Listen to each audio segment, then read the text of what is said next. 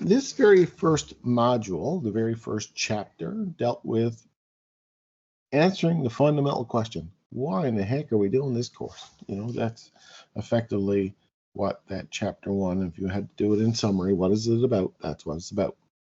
So these are the key things that are the focus of the chapter. And the questions are really very much based on these objectives. We're going to define what organizations are and describe the basic characteristics of organizations, the concept of organizational behavior within an organization, and the goals of this field of study called organizational behavior. We're going to look at what is exactly management and describe what managers do to accomplish the goals of the organization. We're going to look at classical views, old-fashioned views of management, more modern views of management. We looked at the theories, for example, of management. We described contemporary contingent approach to management, and contingency is just a fancy word for it changes depending on the situation. What managers do in their roles, we look at that, activities, and these sorts of things, and some of the social and global trends relating to theory of management. As I say, organizations, first and foremost, are social inventions. They're put together by people, and they're designed to achieve some goal. Okay, that every organization has a goal. For General Motors, it's to make cars. Okay, that's their major goal. The essential characteristics is really made up, and you got a whole bunch of people, and you got to coordinate them towards that goal. So that means that there's a group effort towards that goal, and management's job is really to coordinate everyone. The question is where everyone is individual, people act differently and respond differently to various things. And really the study of organizational behavior is designed to really understand what makes people tick, and so that we can predict people's behaviors and be able to deal with it. Okay, so that's pretty much that. If we think about people, goals, and group effort, which are the key things that made up an organization. Any organization, we have to ask, who are the people involved in it? What are the goals of the organization?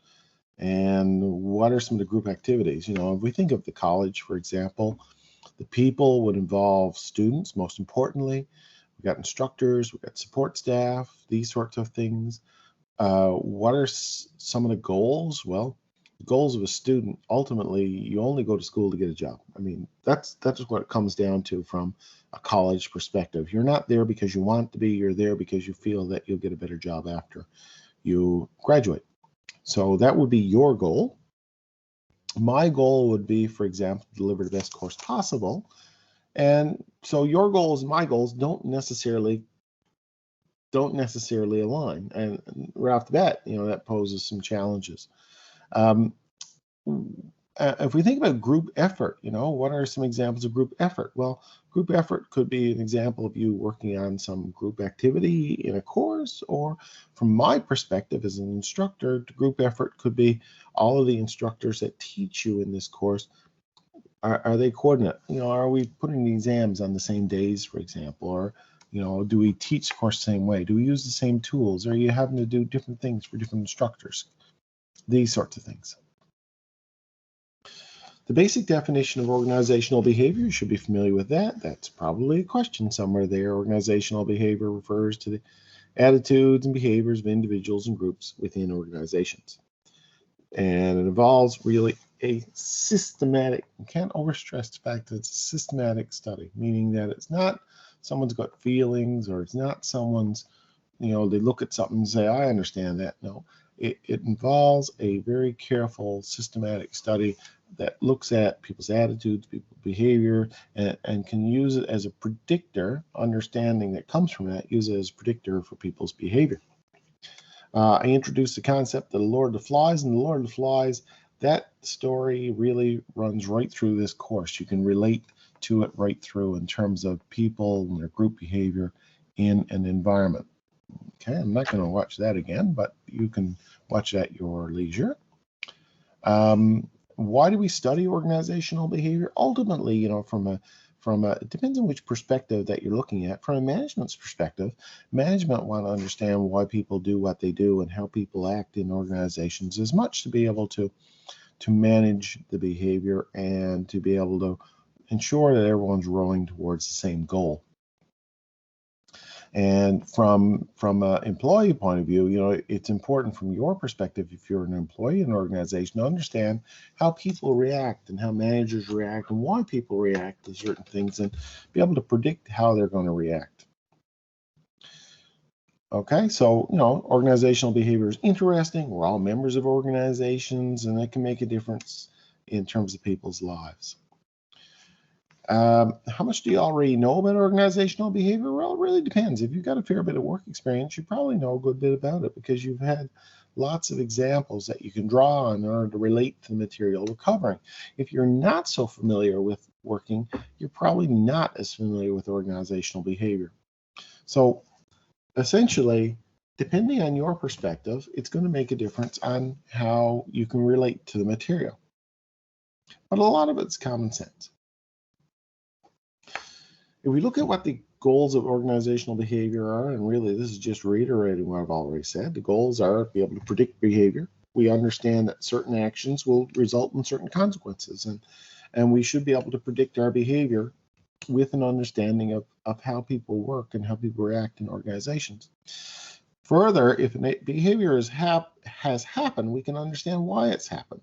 That explanation factor, organizational behavior, gives us tools to be able to explain why someone left the job, or someone is always late for the job, or someone is not engaged in the workplace.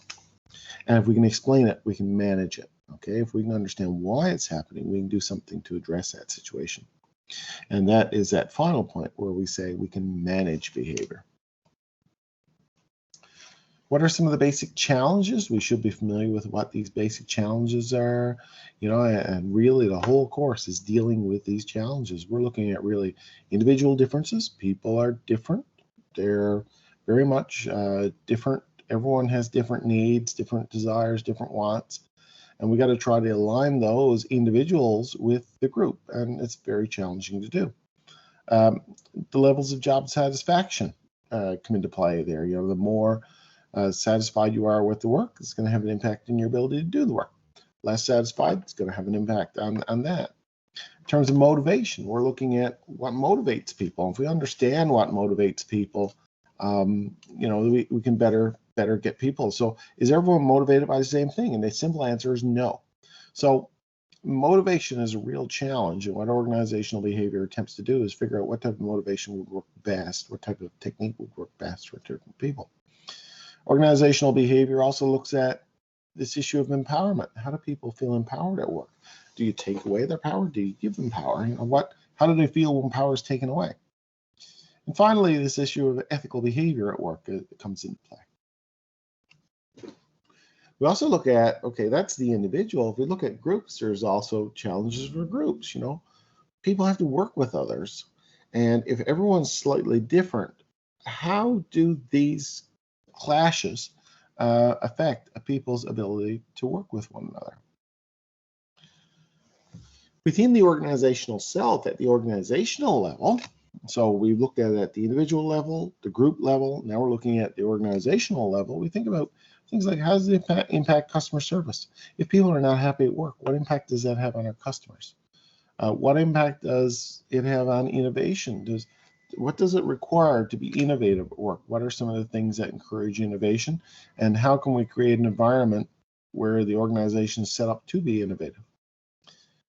And probably the one that's most challenging for all organizations is change. This is the biggest thing that has dogged organizations forever.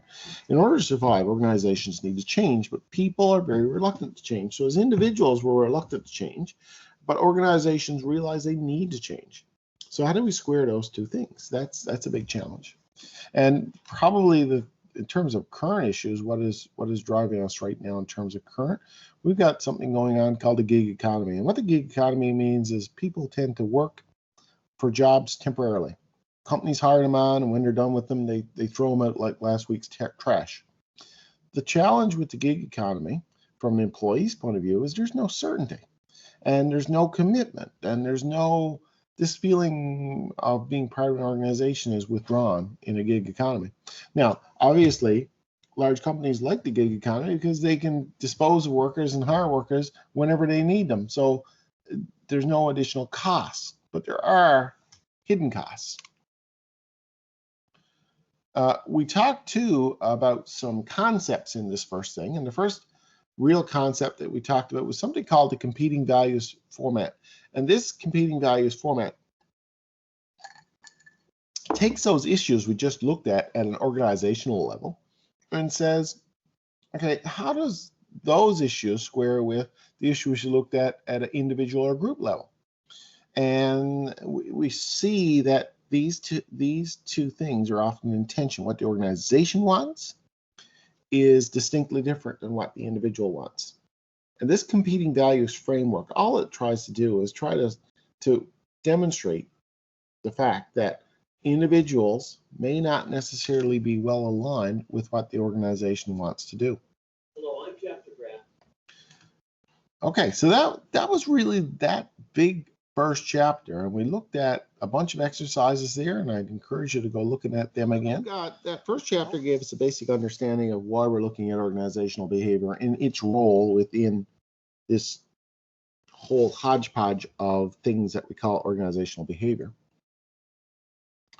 Now we start looking a little more finely, okay? So the rest of the course really looks at individual components of organizational behavior. The first individual component that we looked at was this issue of, again, focused on the individual worker. We looked at this issue of perception, and we looked at the issue of personality, and we looked at the issue of emotion. So there's really three major issues that were brought into this second unit. So first and foremost, we looked at this basic issue of perception. What is perception? Well, perception effectively is very individualistic, okay? It is not a group thing. It is very much an individual thing. What you perceive is what you perceive. I may not perceive the same thing. This little graphic here is a good example. Depending on how you look at us, which direction you look from, one person could see it as a 9, the other person could see it as a 6. They're both equally correct, okay? It's not to suggest that anyone's wrong. It's just suggesting that people have different perspectives. So perception is a process by which an individual selects, organizes, and interprets all of the stuff that's going on in their world. So there are sensory impressions, ears, eyes, nose, throat, that sort of thing, in order to give meaning to the environment. Now, perception is very important to us because it helps as individuals. It keeps us alive, right? We have to be aware of when we're moving, or when we're stopped, or when we're upside down, or when we're on our side.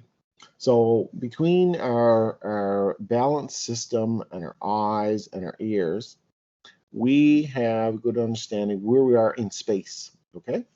Astronauts have a very hard time with this because one of the things they notice when they go up in space is that concept of up doesn't exist. So the body has a lot of trouble with that, and a lot of astronauts get sick, especially initially. You know, so the idea of, and if you've ever run a boat and you know about seasickness, you will know that this is a function of our perception, our perceptual indicators, our eyes and our balance system being confused, and what we're seeing doesn't necessarily match, and that causes us great distress. So perception is a wonderful tool, and it uses a lot of our senses in order to figure it out. Perception really relies on three basic inputs, okay? The first input is what we as the perceiver is seeing, and another input is the situation in which we see it in, and the other input is what is the person who is being viewed, so the target. So we're looking, we see something, and we have to see it within a situation, the environment in which it is. So this is what's known as the situational context. So perception requires those three things. So if you're up in space, you are looking at the wall of the spacecraft, that is the target, and the situation is, from your perspective, it's upside down. But is it really? So in terms of on Earth and our environment here and what we see when we think about perception. Perception takes all of our sensory inputs and tries to make sense of it, okay? And those sensory inputs really are affected by the situation, okay? The situation includes the time, what time it is, where we are in terms of time, the work setting, where we are in terms of our work setting, and where we are in terms of our social setting. So that's what we mean by the situation, where we find ourselves. The perceiver, you, the person that's seeing, are going to be influenced. That perception is going to be influenced by a lot of things that you might see as wrong. Okay, it might be wrong. They might or might not be wrong, but the fact is, let's assume that you're seeing something and you're seeing it. You can't see it very well. Let's assume it's dark. Okay, so your perception is off. That perception is, it's really going to affect because of that. And so, but that's your eyeballs not seeing it. But what other things can throw it off? Well, your attitudes. You know, if you don't have a very good attitude towards something, you're perceived as negative. Your motives. You want to go home, so you're going to perceive the situation that you're currently in as negative because you're just anxious to go home. Your interests. What you're seeing just doesn't interest you, so really your perception is limited because you're not really paying attention to it. Your experience. I saw something like that before, which could throw your experience off because what you're seeing now, you think it's like what you saw before, but it's not. And your expectations, what you expect to see. And magicians play on this, right? We have to think about, they are looking at the psychology of the perceiver, and they're saying, well, the perceiver comes with certain attitudes, motives, interests, experience, and expectations. And if we can change them somehow or another, it makes for a magic trick to work. So that's the perceiver. We also look at the target, and from our point of view, the target is what we are looking at, okay, or what we are hearing, or what our senses are recording, and really the novelty of a situation. This is why if we are walking along in the woods and someone has a bright orange vest on, a safety vest, it stands out because it's novel, because that orange is not a natural color. It does not naturally occur in the environment. So as a result, it sticks out like a sore thumb. Motion, if we see something move, and many times, we catch it because it moves. The sound it makes, the size of it. Size will make a big difference. Bigger it is, the easier it is to see. The background, is it a black on black? If it's black on black, it's hard to see. The proximity, how close it is to you. If it comes up next to your nose, a bat flies in front of your face, even though it's dark and you can't see it, it almost scuffs by you. You're certainly going to be aware of it, right? And similarity, how things look. If you're looking at something white on a white background, for example, snow, and you're in there and you can't see, it's hard to see textures in the snow if the light is such a way that everything looks the same. The sky, the snow, everything. And that influences your perception. And we know that perception can be problematic if you can't see it. So you should be familiar with these. There are some questions there that relate to that, okay? Obviously, the biggest thing is, we focus on the negative here because our perception is correct. If we see something and it's plain as the nose on our face and we can clearly see it, it's very unusual to have any error in the perception, but errors do occur when these things are not that clear, okay? So if things are not that clear, that's when we're running into problems. So our perceptions could be wrong for any number of reasons. And the question is, well, what causes these errors to occur? And there's a whole bunch of theories, and we looked at several of them. You should be familiar with the terminologies, okay? So in terms of attribution theory suggests that we observe what seems like unusual behavior by an individual, and we try to make sense of it. We always try to understand what the cause or the attribution, what can we attribute this to? So we consider whether an individual is responsible for behavior or whether something outside has caused this behavior to happen. So you had a car accident, was it because he was drunk or because the road was slippery? What is it? So in trying to determine whether behavior is internally or externally caused, we rely on 3 rules about behavior. First of all, it has to be distinct. Is it really something unique or unusual? We look at consensus. What others, did they perceive it the same way as you did? Did you perceive it exactly the same as everyone else? And consistency. Is this normal for this person to do something like that?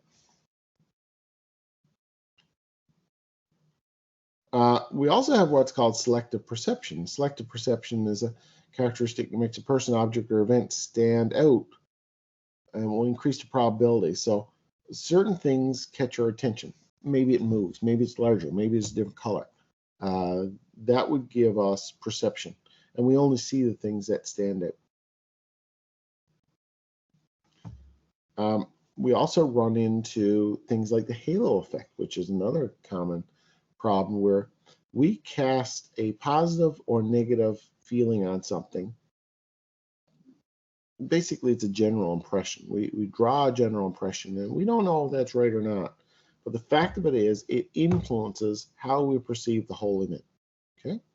So if you're experiencing a halo effect when you allow a single trait really to influence our overall impression. That person is dressed nice, so that person must be a good person.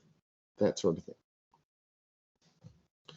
We also got what's called contrast effects. And contrast effects is we just don't evaluate the person as in isolation. We had to evaluate decision relative to everything else that's going on. So does it stand out or does it not? Is it clear or not so clear? We also have what's called projections, where we take our own feelings and we apply them to the individual. So people can engage in projection when they perceive others according to what they themselves are like, rather than perceiving others as the way they really are. We also got stereotyping, where we make assumptions about a whole group of people based on a very limited knowledge of 1 or 2 people. So there's lots of room for error in perception, and that's the takeaway. The application is there's lots of room for error in perception in the organization because it can influence how we think or rate people in an organization. We think about things like employment interviews, performance expectations, performance evaluations. These are typical things that happen in business, and all of these perceptual errors can influence how they're rated. So we think about that, and that is really something that we need to be wary of as an individual and as a managers, to say, are there perceptual errors that are causing me to look at that person differently or in error? Okay, so that's the perception section. That's that very first section. The second section of this particular unit looks at personality. And when we think about personality, if we look at it, it's a stable pattern of behavior that's consistent and determines how an individual reacts to a certain situation. And personality is really something that has been studied a lot over the years. And what instead of measuring it directly, it's more or less measured indirectly. And one big piece of research that was done on personality looked at personality from the point of view of 5 basic items that could be evaluated, 5 basic tangible items that could be looked at, where we can say that person has a personality of X, Y, or Z. And this 5 levels of personality, or the 5 personality model, looks at things like how open a person is to experience, how conscientious they are, how extroverted or introverted they are, how agreeable they are, and how much in terms of their own self-assessment, self-feeling. This neuroticism is a word that is often used. If we think about personality really comes to us, or we have a personality because of a whole bunch of factors. Biological factors, that would be your parents, your grandparents, your family history. These things are going to affect it. Cultural factors, the environment we live in. Family factors, again, the environment we live in and family. Social factors, friends, colleagues, these things are going to influence our personality.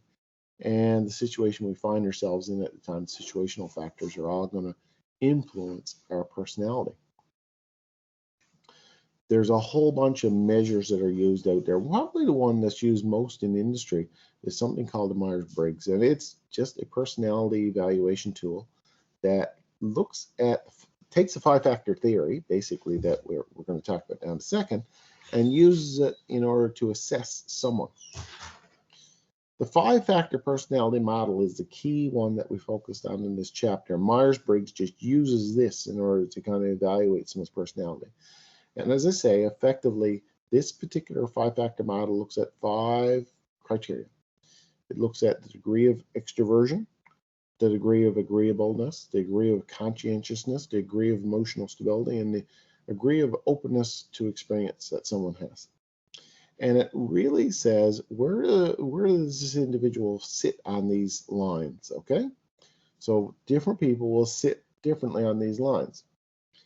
There's nothing wrong with sitting on one side or the other. The fact of the matter is what we're looking for from an organizational point of view is certain people who measure a certain way would be better at a certain type of job, okay? So if you're dealing with the public, for example, that extroversion needs to be high. If you're dealing in a job that requires you to be very careful, you're dealing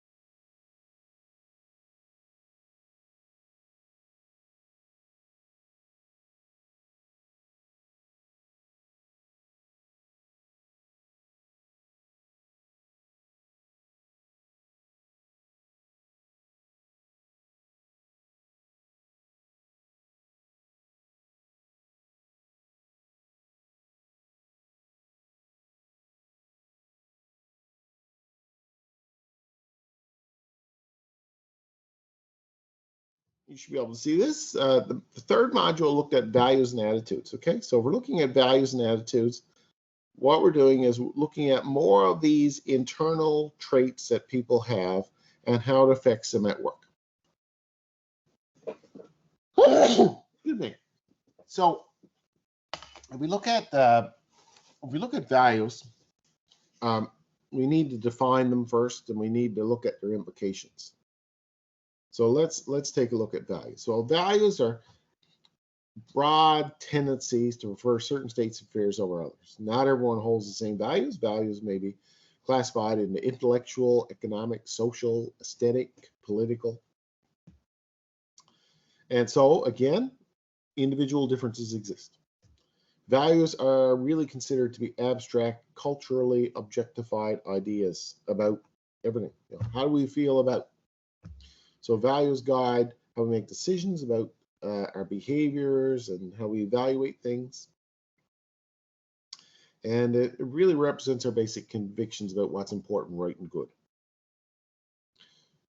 So if we look at each of these 5 types of values, we think about intellectual values. Intellectual values are qualities of mind and character that promote intellectual flourishing, such as critical thinking and pursuit of truth.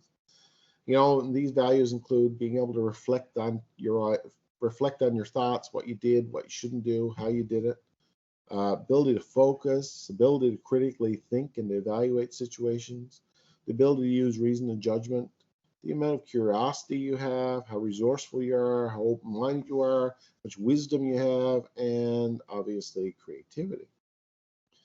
We also have economic values, and economic values focus on economic phenomena, including considerations for moral philosophy, the idea of what's moral, what should I do with all my money, that sort of thing. So we got different economic values, including, evaluating a potential purchase, such as efficiency, speed, reliability, ease of use, flexibility, status, aesthetic appeal, pretty much more of a marketing focus than anything else.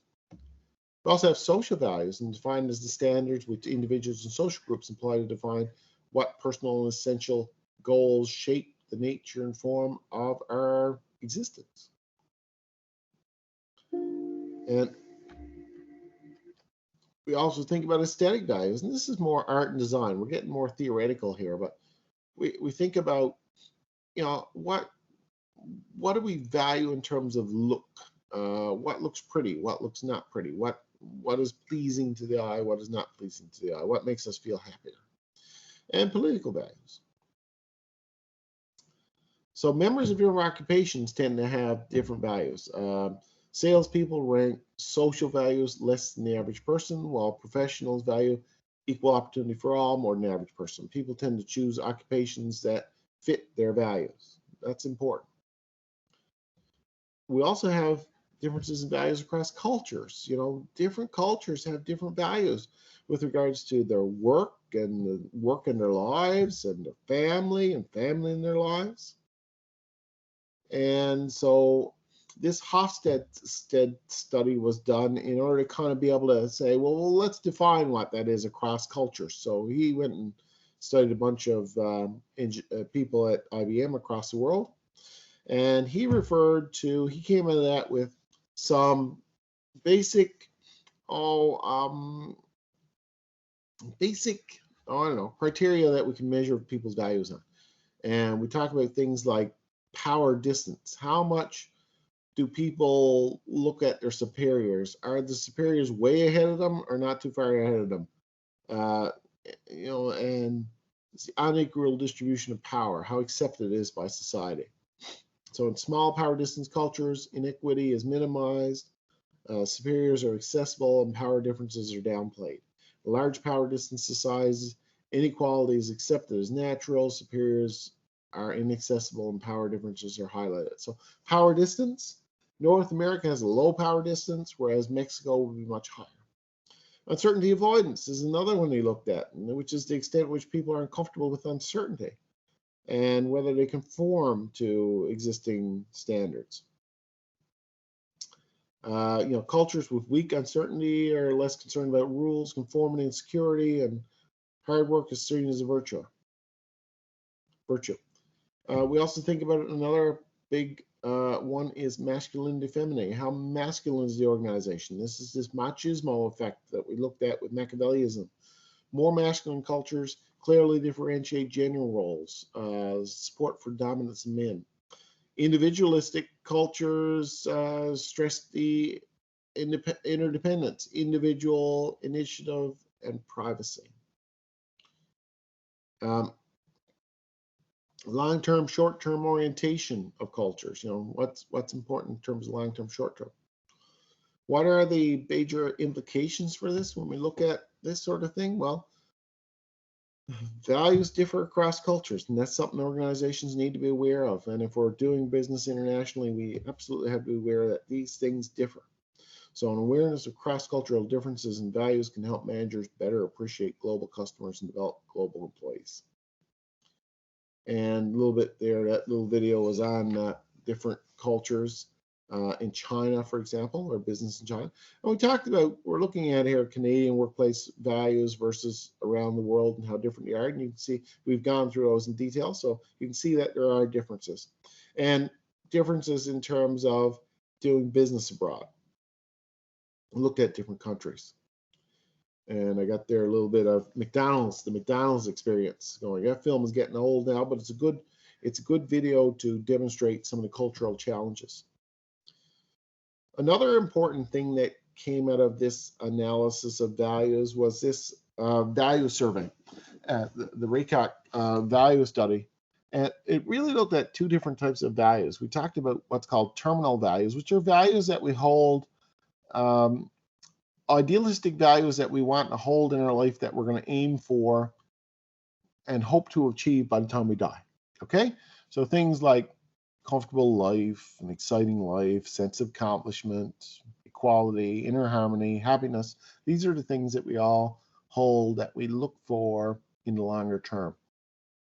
Whereas we also have another type of value called instrumental values, which are really along the way. These are things that we need, which is being ambitious, broad-minded, capable, courageous, and so on. So he looked at these types of values across different cultures and found that there were differences. And we did an example of this this bit of research in the assessment. The second part of the third unit looked at attitudes, and we asked, well, what are attitudes? Our attitudes are really how we evaluate things, being positive or negative about objects, people, or events. We have a positive attitude or a negative attitude towards something. So it's fairly stable in that people tend to respond consistently to the same object, and obviously it influences your behavior. So beliefs and values combine to create an attitude which affects behavior. And attitudes really have an impact on the job, and organizational behavior has to look at that and say, what can we do about this in terms of more positive attitudes at work? Because it affects job satisfaction, it affects organizational commitment, it affects job involvement, and it affects engagement by employees. So if we think about job satisfaction, refers to the collection of attitudes that workers have about their jobs. And so interesting jobs that provide training, variety, interdependence tend to lead to more job satisfaction. So there's a strong correspondence between how will people enjoy social context of the workplace and how satisfied they are overall. So interdependence, feedback, social support, interaction with coworkers outside the workplace, and strongly related to good job satisfaction. Dissatisfaction, however, has an impact on productivity. And the Hawthorne studies, we looked at Western Electric and the bit of research they did with turning up the lights and the impact that had on workers. Well, it wasn't the lights that really had the impact. It was the fact that the workers were being paid attention to. And that made them better workers when someone actually paid attention to them. Job satisfaction, organizational commitment. Well, organizational citizenship behavior really arises out of organizational commitment, defined as a discretionary behavior that's not part of the employee's formal job requirements and is not usually rewarded, but it nevertheless supports effective functioning in the organization. So satisfied employees who seem more likely to talk positively about their organization, help others, and go beyond the normal expectations into jobs tend to be the more job satisfied ones that are higher involved and will lead to better positive customer experience. So job satisfaction, has an impact on job engagement too. More likely, friendly, upbeat, and responsive, better for customers. So what causes job satisfaction? Well, we looked at several issues, discrepancies being one, which is the job satisfaction stems from the discrepancy between the job outcomes wanted and the outcomes that are perceived to be obtained. So what you expect versus what you got. The fairness, how fair do you think you're treated? Is the amount of reward evenly distributed, or is it distributed to people who work harder? So equality theory suggests that job satisfaction stems from a comparison of the inputs one invests in the job and the outcome they received. We also talked about this issue of procedural fairness, which is making sure that if there is a process, that process is followed so that everyone's treated equally. Like for example, a disciplinary process. The fact that discipline happens isn't the problem. The fact that discipline happens differently to different people is a problem. So what causes it again? Interaction fairness is another one that comes into play, which occurs when people feel that they receive respectful and informed communication. And other big things are mentally challenging work, adequate compensation, good people, interesting people to work with.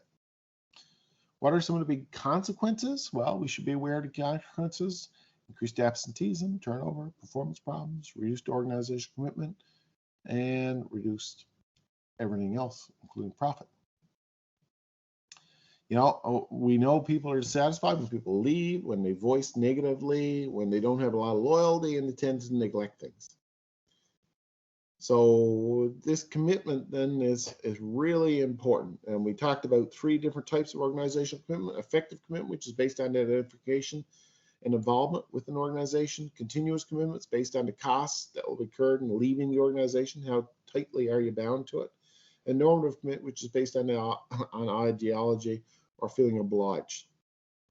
So what do we do to foster commitment? Well, we got to be able to do a lot of things. In the area of layoffs, downsizing, restructuring, re-engineering, there's evidence that employees are losing commitment to organizations. The gig economy is forcing this. Change in the workplace can impact employee commitment. 3 main areas: changes in the nature of employee commitment to the organization can impact on all 3 types of organizational commitment. Changes in focus of employee commitment, focus of the employee on the job, and the multiplicity of employer-employee relationships within the organization can be affected. What do companies need to do? Well, they need to do a lot of things. Research on a number of companies known for employees and high organizational commitment identified 5 reasons why employees commit themselves. Well, they're proud of working there. Simple. They know each other in person, and they know what the other person expects them to do, so the group is working effectively. They're in control of their own destinies, so they have a high degree of interdependence, but on the other hand, a high degree of success that comes with it, and positivity because of that. Recognized for the quality of their individual performance. Again, measuring individual performance in the team is important. And they have fun and enjoy what they're doing. So those things certainly make a big difference. So those are those first 3 chapters and units. And I think that if you have a good understanding of those things, read the material in the text, take a look at the chapters, and that is having a good understanding of those concepts would be very important for the quiz.